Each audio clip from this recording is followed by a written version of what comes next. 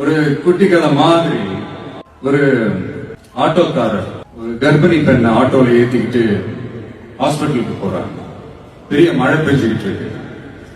அப்ப அவர்கிட்ட இருந்த அந்த கொடைய அந்த கர்ப்பிணி பெண்ணை கிட்ட கொடுத்துட்டு எடுத்துக்கிட்டு போமா அப்படின்னு சொல்றாங்க. அப்ப அந்த பொண்ணு சொல்றாங்க, ஆனா இது எப்படி நான் உங்ககிட்ட நான் திருப்பி கொடுக்கறது?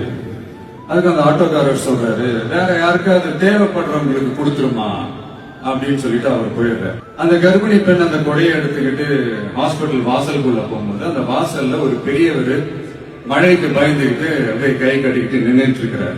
அந்த கர்ப்பிணி பெண் அந்த கொடைய அந்த பெரியவர்கிட்ட கொடுத்து, ஐயா இதை எடுத்துட்டு போங்க ஐயா.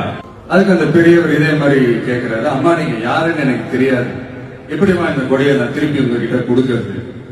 அதுக்கு அந்த பொண்ணு சிரிச்சுக்கிட்டே சொல்றாங்க, வேற யாருக்காவது தேவைப்படுறவங்களுக்கு கொடுத்துருங்க ஐயா அப்படின்னு சொல்லிட்டு போயிடுறாங்க.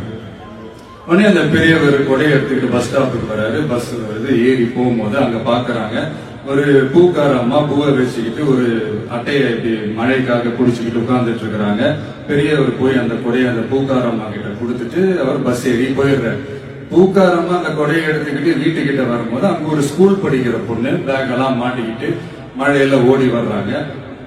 அவங்க போய் அந்த ஸ்கூல் பொண்ணு கிட்ட கொடையை கொடுத்துட்டு, மழையில நனையாதம்மா இதை எடுத்துக்கிட்டு போங்க அப்படின்னு சொல்றாங்க. அந்த பொண்ணு தேங்க்ஸ் அப்படின்னு சொல்லிட்டு வீட்டுக்கிட்ட வரும்போது அந்த பொண்ணோட அப்பா பதட்டத்தோட வாசல்ல நின்றுட்டு இருக்கிறாரு. பொண்ணு மழையில நனைஞ்சுக்கிட்டு வரணுமே அப்படின்ட்டு.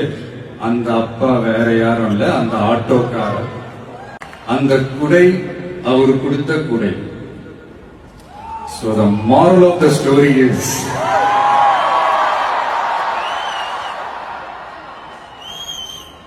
முடிஞ்ச